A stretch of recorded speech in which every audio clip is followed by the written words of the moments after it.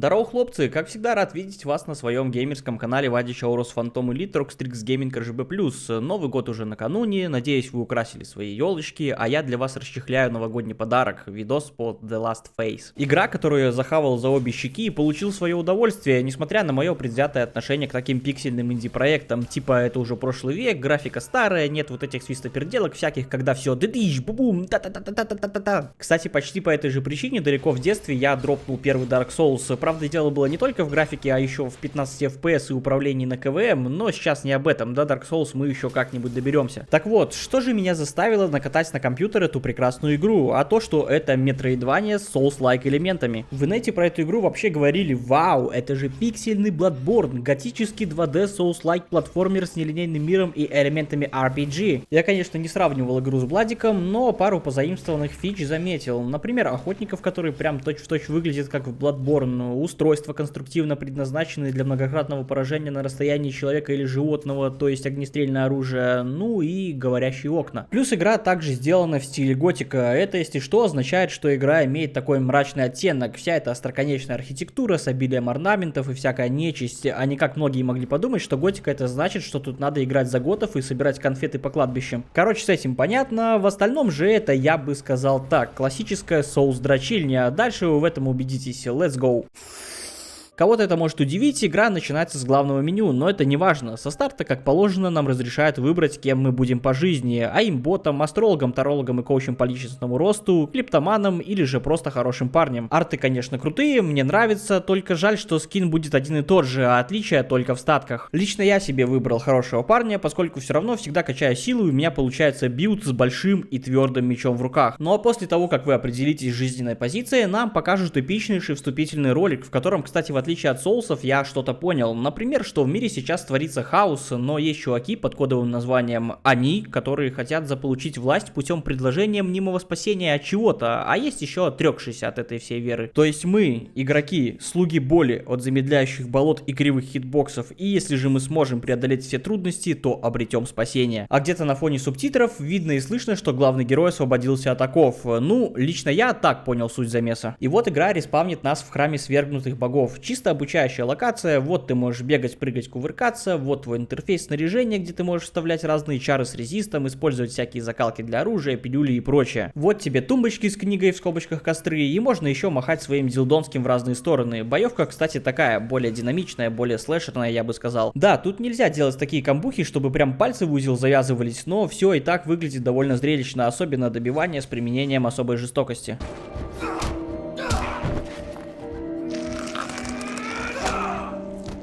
Еще, кстати, у каждого оружия есть свой навык правой руки. Изучив эти механики, можно отправляться дальше, и нам покажут загадочного охотника, который брутально даст по щам парочке бомжей и захлопнет за собой дверь. Но наш ГГ тоже не промах, умеет прыгать в окна не хуже, чем Леон из Resident Evil.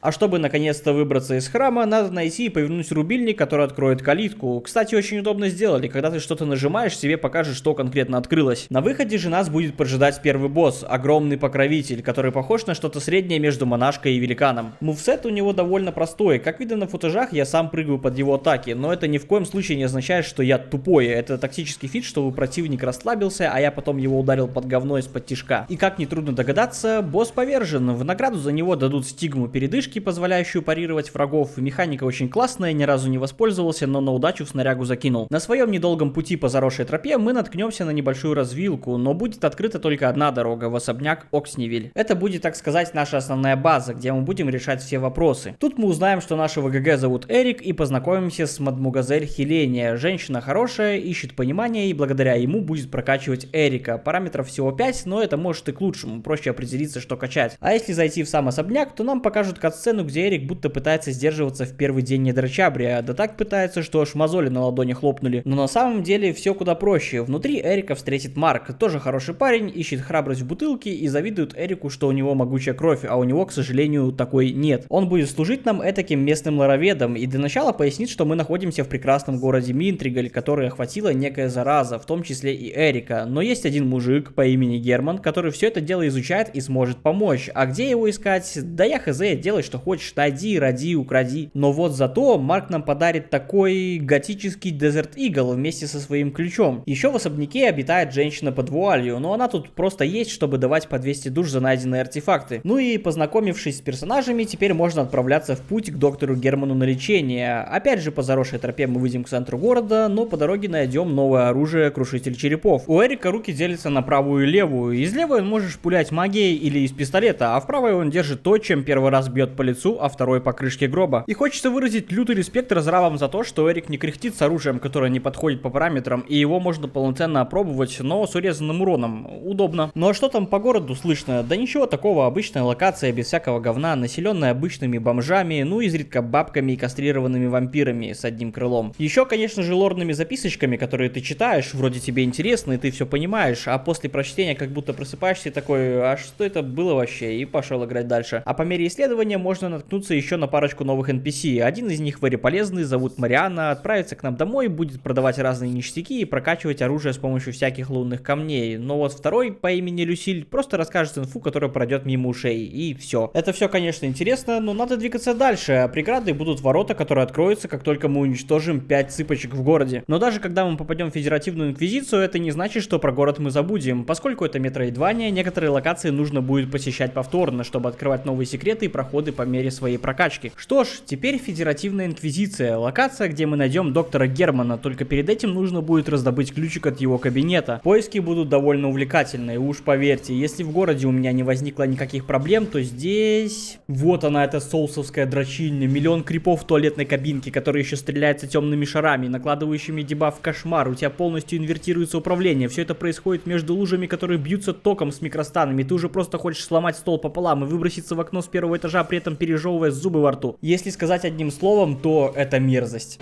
Это реально мерзость.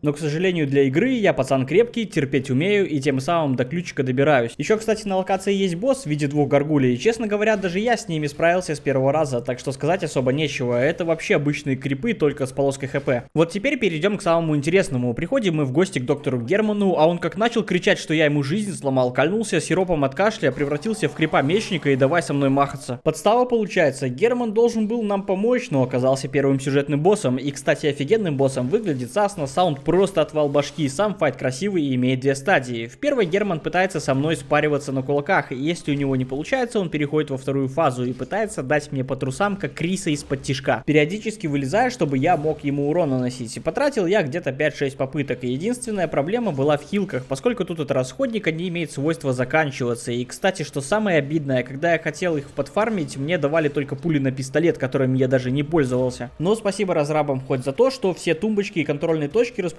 рядом с боссами, и в случае, если заканчиваются хилки, бросают рядом с респавном 4 штуки, уже лучше, чем 0. В общем, как говорится, дитя скверно уничтожено, а в его покоях обитает бабища по имени Аннабелла. Она расскажет, что Герман на самом деле действительно искал лекарства, но, к сожалению, поехал кукухой. Но в любом случае, как бы там что ни было когда-то, Эрик все так же заражен, и время на исходе. Аннабелла еще промолвилась о неком лорде Ладаке, новом владыке собора, в котором Эрик нашел свою новую надежду, несмотря на то, что он там проклят каким-то приходом Юнос. Эта бабища, кстати, должна была решить проблему с хилками, потому что она их продает в неограниченном количестве, но почему-то она не появилась в особняке, хотя 2 раза ей сказал: иди в особняк. Сначала я думал, что это баг, наверное, а потом как понял, что надо было обязательно выходить через правую дверь, пошел обратно звать ее, правда это было уже перед финальным боссом. И всю игру я мучился дефицитом хила, но хотя бы под конец уже шиканул, закупил себе 1000 штук оптом. А тому челу, который это придумал, хочется пожелать счастливой и долгой жизни, а главное здоровечка. После разговора с Аннабеллой нам, кстати, дадут гравитационное кольцо, и теперь можно отодвигать большие ящики для дальнейшего продвижения. Вернувшись в особняк за какой-то новой инфой, я услышал лишь: дружище, тебя поглощает Никрукс, найди лекарство. А где его искать, тут, увы, никто не подскажет. Для меня на этом сюжетная линия остановилась, то есть все, что мы делаем дальше, это ищем лекарство и лорда Ладака. Дальше же я решил отправиться в склеп. Перед входом стоял граф Уорлик, больше похожий на местного бомжа. Он немного поноет, что во всех бедах виноваты проклятые, они все поработили, все забрали и прочее. Но самое важное, что мы попадаем в местную пещеру. Это, можно сказать, просто проход как к затопленному склепу, поэтому особо долго я тут не задерживался. А склеп, ну... бомберы, которые взрываются при смерти, а если при увороте упасть с платформы, снизу будет поджидать чучело, которое насрет огнем на пол экрана, а если даже получится выжить, то пилюли от огня нельзя применить из снаряги, нужно обязательно в меню быстрого доступа все поставить. В общем, кайф. Кстати, самое приятное здесь это пушечники, которые стреляют обязательно в тот момент, когда ты перепрыгиваешь, а снизу уже дело за малым. Ладно, суть в чем, склепу нужно два подношения, тень вуали. Одна будет валяться просто на локации, а вторая закрыта головоломкой с ящиками. Я, честно говоря, так и не понял ее принципа, но, как говорится, рандом всему голова, и вуаля. Сделав подношение, можно отправляться на гигантский мост. Там нас будет ждать Эдвин, ужас теневой скверны. Он выглядит как Синдрагоса короля лича, только для бедных. Сказать, что я мучился с ним, это ничего не сказать. Эти прекрасные АОЕ атаки с самонаводящимися темными шарами, а после половины хп босс входит во вторую фазу, где мы с ним эпично падаем в бездну. Он там начинает делать все еще жестче, пускать метеоритные дожди, торнадо, все вокруг вжих, вжух, вжух, вжух. Мудохался я с ним 1,5 часа, наверное. Помимо того, что сам по себе босс мне дался не очень легко, так еще и игра надо мной издевается. Остался один удар до заветной победы, а Эрик решил присесть передохнуть и устал, наверное. Окей, хоть и с горем пополам, но вылечить инфекцию у меня все же получилось. В награду мы получим засушенную печень, которая ничего не делает, и крюк ночного охотника. Он позволит летать как Человек-паук. И это все, что у меня получилось пройти в правильном порядке. Дальше активируется еще одна вещь, позаимствованная из Bloodborne. Нихуя непонятно, куда идти Edition. В итоге я умудрился пропустить 2 локации. Терял NPC, которым можно было отдавать квестовые предметы, и просто бродил кругами. Но справедливости ради скажу, что это исключительно моя проблема. Все-таки в игре есть ничего себе карта, на которой еще можно метками помечать важных NPC и места. И если бы я додумался сразу использовать метки, то игра была бы пройдена на часа 4 раньше точно. Еще, кстати, появились иллюзорные стены, что забайтило мне долбиться в каждый пиксель. Вообще в игре есть целых 2 секретных босса, но я сначала посмотрю гайды, а потом в конце видоса обязательно покажу их. Окей, в любом случае, как бы я там что ни пропустил, постараюсь рассказать все в правильном порядке. И следующие локации будут топи теней. Куда же Souls-like да без болот? Спасибо, что хоть эффект спидорака не накладывает. Но, как говорится, хорошего понемножку, и я довольно быстро закрыл эту проходку. Дальше нас встречает город Эрлим. Симпатичная локация, чем-то мне напомнила город за стеной из Dark Souls 3. Какой-то мерзости тут нет, мобы достаточно прикольные, любят вертушки крутить. Еще есть минимальные элементы паркура. Тут Эрик встретит Лизу, она его немножко опустит, что типа ты недостоин нести в себе силу Никрукса, и сразу исчезнет, пока ей ебальничек не подровнял. Главной же преградой тут будет ночной охотник. Он без лишних слов решил со мной поспариваться. Что-то там мансил, что-то огнем шпулялся, но исход, я думаю, очевиден. За него дадут обрез, которым я, конечно же, пользоваться не буду. После файта нам открывается проход в особняк эсков, и мне очень понравилась эта локация. Все атмосферно, стильно и нет прям мерзопакостных механик. А квест достаточно необычный, надо собрать 3 зеркальных осколка. Но фишка не в этом, мы будем исследовать локацию, путешествуя через сами зеркала. Если 2 осколка собираются довольно банально, просто чистим локу и забираем приз, то вот на 3-м придется додуматься убить всех, чтобы открыть приз. В итоге мы собираем все зеркала вместе с большим главным, которое нас переместит к боссу. И вот чего я вообще не мог ожидать, это того, что в готической игре с оборотнями, магией и нечистью будет босс по имени Егор, и еще с подругой Ангелиной. Блин, я когда первый раз увидел, прямо от души поржал. Не знаю как вам, но мне кажется, наши имена смотрятся кринжово для таких проектов. В любом случае, это, конечно же, не отменяет того, что босс классный. Ангелина выглядит как голая версия Сильваны, а Егора немножко погрыз кто-то. Сначала я думал проще вынести сразу Егора, а Ангелину оставить на десерт, но оказалось все в точности наоборот. Как только я поменял порядок местами, победил с первой попытки. Этот босс охранял сердце Никрукса, артефакт, который дает могущество, но у нас он будет просто лежать в инвентаре и подбадривать морально. И все-таки нас не обидят и дадут полезный предмет, сапоги резвости, которые позволят с помощью пердежа подталкивать себя в воздухе. С таким арсеналом уже можно отправляться на церковную тропу. Прям чего-то мерзкого тут обнаружено не было, только если бабища, шпуляющая кровавыми шарами. Квест тут тоже очень прям нажать 3 рычага, чтобы открыть ворота. Но вот зато мы тут найдем кобуру и Валеру. Сначала я пестик не оценил, но об этом позже. Открыв дверь в церковь, мы попадем к боссу Сгоревший изменник. На первой стадии ему довольно легко дать по щам. В мувсете нет никаких прям АОЕ атак по всей карте, но вот на второй стадии к его мувсету добавляется немного огненных спецэффектов. И в этом бою я решил попробовать Валеру в деле. Спустя несколько траев я понял, что у него остается писечка хп, и я просто из последнего издыхания напихал ему свинца в голову. Так что Валера имба, с этого момента инстинкт добро пожаловать в мою банду. А за боссом было очередное сердце Никрукса и утраченный знак трансцендент трансцендентности. Очень классная штука, он позволит перевоплощаться в Чупакабру с имбовым навыком Блинкдаггера. Вот теперь переходим к самому интересному. Проклятые развалины крепости Осиус. Сюда я пришел, пропустив две предыдущие локации, соответственно, был люто недокачан. Тут появляется новая механика взрыва стен с помощью бомб, но это как бы ничего. Самое прикольное здесь то, что Эрик скользит по льду, и сначала мне показалось, блин, прикольно, но до тех пор, пока не дошло до дела. Разрабы спецом это сделали, чтобы я попадал под сосульки, а чтобы жизнь не казалась медом, добавили сюда летающих крипов, которые после выстрела оставляют за собой эти сосульки.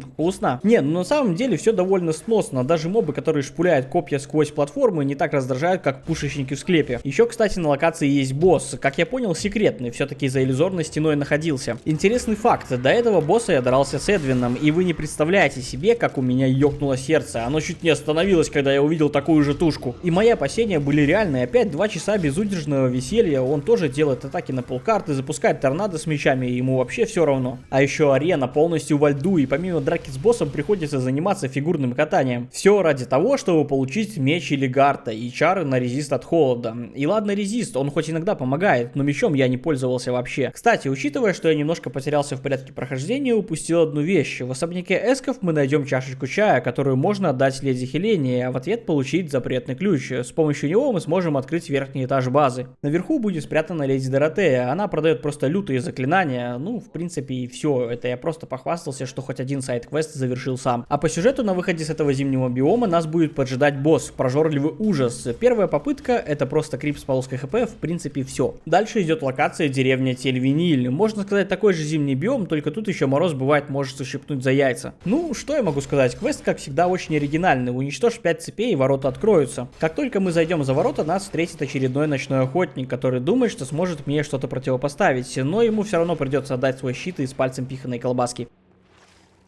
Дальше уже можно залетать в Королевский дворец Орденса. Сколько я тут кругов набегал, вы не сможете себе представить. А квест тоже супер оригинальный и отличается полностью от других. Зажечь 4 факела и главная калитка откроется. Не вижу смысла описывать свои блуждания, просто скажу, что локация довольно стилевая и есть прикольные мобы, которые любят из портала выскочить и обнять сзади. В общем, через часа 4 я вошел внутрь, а там меня встретила Лиза. Говорит, кидай попытки все изменить, тебя все равно Никрукс поглотит и вообще я тебя убью. А что ты скажешь, Валере? Все правильно, слова будут лишними, она просто отдалась мне с первой попытки. За ней же был уже основной босс, проклятый Манфред. Но тут, кстати, тоже не почувствовал, он пытался раздваиваться, сбрасывал люстры мне на голову, но меня ничего не берет. Чупакабра с Блинкдаггером не контрится вообще. В итоге первая попытка изи. За него нам дадут уже зараженное сердце Никрукса, оно тоже будет просто радовать глаз в инвентаре. Но вот что будет просто радовать, так это личинус, который позволит взлетать на высоту куриного полета. Теперь же мы сможем отправиться в стены Минтригаля, где будут горгульи, которые могут стрелять своими менструациями. Но это все кратковременно, довольно быстро мы добежим до хладного зверя. Лютый босс, чувствуется, что мы уже где-то рядом с финалом, его атаки просто сотрясают экран. На первой половине хп он будет шмалять кровью, а на второй уже тьмой, но я, как бы это сказать, не почувствовал, потому что опять же Чупакабра с блинком не контрится. За него дадут засушенную печень, как всегда на бумаге могущество, а по факту просто лежит в инвентаре. Кстати, буквально сразу за этим бестом будет, угадайте кто, Ангелина, она каким-то образом выжила и хочет дуэли на пистолетах. Как несложно догадаться, мой Валера оказался сильнее. Что ж, дальше следует финальная локация, приход Юнос. Сразу она представляет собой кровавое болото, которое еще и накладывает кровотечение с кошмаром. Кстати, я как раз на этом моменте все-таки затащил Аннабеллу на базу и узнал, что именно лорд Ладак захватил приход Юнос и власть обманом, а после распространил свой спидорак по всему Минтригалю и назвал свою банду главным орденом. Так что заканчиваем с этими кровавыми болотами, залетаем в собор, убиваем 4 смотрителя и нам откроется проход к финальному боссу. Перед битвой Эрика встретит Лиза и опять начнет ныть, типа мы своими попытками спасти мир сделали только хуже. Ну, ясно, короче. Приступаем к интересному. Лорд Патрик Ладак утверждает, что с его силой невозможно спорить.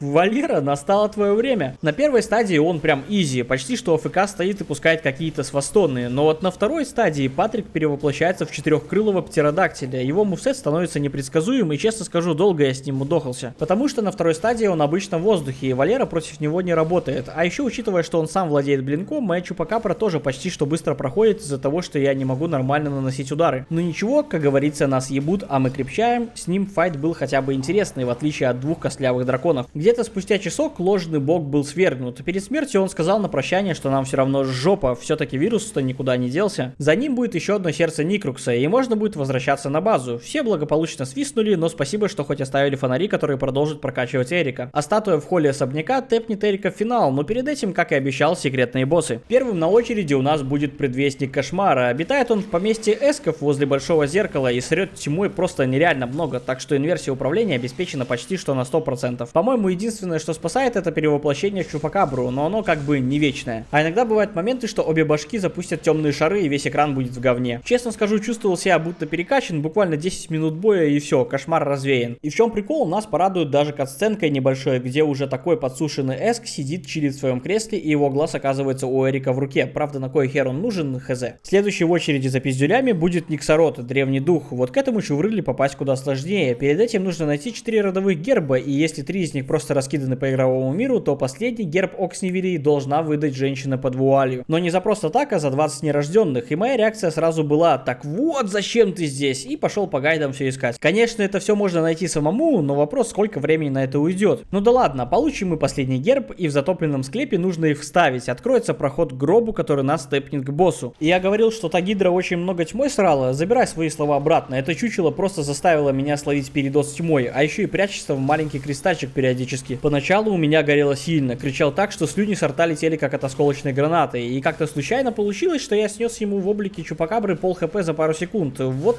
такая история у меня с секретными боссами. В принципе, я самый главный контент пощупал, то есть боссов, и теперь можно отправляться к финалу. Чудо или Гарта. Именно в этой локации Эрика встретит Аннабелла и Катерина. Они будут говорить: Эрик, ты крутой, братан, садись на трон и наведи порядок в этом государстве, а игра поставит нас перед выбором, принять или отказаться от трона. Я как бы ответственность нести не хочу, поэтому, пожалуй, я пас. И эти бабищи на меня как заагрились, превратились в мою училку по математике и давай мне лицо бить. Кстати, босс парный, двухфазный и очень клевый, потому что сестрички между собой прям взаимодействуют. Пока одна получает пиздюля, вторая будет бить под говно сзади. А во второй фазе они так вообще комбинят некоторые приемы. Собственно, дракой я остался доволен, и как только Эрик их немного успокоил, нам покажут финал, где он стоит уже весь перевоплощенный, и какой-то женский голос его заберет для восстановления порядка в мире. Ну а что же будет, если принять трон? Да ничего, Эрик просто сядет на трон и будет служить своему богу, то есть сестрички будут им манипулировать, и в мире останется такой же хаос. Вот и все, конец. И сейчас я вынесу краткий вердикт по игре. Мне зашло все, кроме вот этих двух несчастных драконов. От них горело так, что если бы я стримил, то офнул бы с позором. А в остальном все на высшем уровне: атмосфера, саунд, боссы, просто пулемет. Я не прям что был лоровед, но в целом сюжетную линию понял. Да, многое упустил, но все же будем честны. Какое повествование, такое и понимание. Все-таки лично я играю в такие игры только ради геймплея. Игре ставлю класс и прошу не воспринимать все всерьез. Все-таки это мои впечатления, эмоции, да и вообще ролик фановый в первую очередь. Еще хотелось бы высказаться в честь годовщины канала. Я вообще не думал, что кто-то меня найдет, кто-то будет смотреть, но каким-то чудом видосы залазят вам в рекомендации, и я бы хотел поблагодарить всех, кто смотрит, проявляет активность, причем неважно, лайки, дизлайки, позитивные комменты или критика, вы все крутые пацаны, я все это ценю. В итоге за этот год нас собралось уже целых 362 тела, и давайте, пацаны, поднажмем, до миллиона осталось совсем чуть-чуть. Ладно, еще раз всем спасибо, поздравляю всех с СНГ, желаю успехов, а главное здоровечко, без него все-таки никуда. До встречи в следующем видосе.